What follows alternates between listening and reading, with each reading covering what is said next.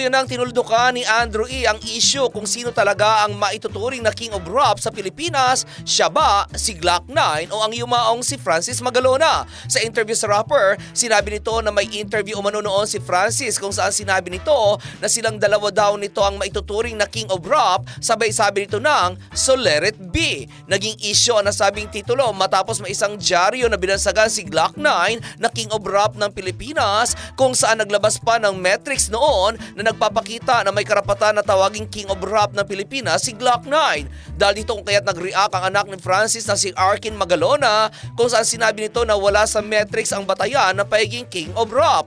Ayon sa anak ni Francis, ang mga tao ang magsasabi kung ikaw ang King of Rap, kaya't kusa mo na itong ibinibigay at hindi dahil sa metrics. Samantala, natanong naman si Andrew E. dahil sa concert na gagawin ito na pinamagatang One Time for Your Mind sa darating na December 11 sa New Frontier Theater.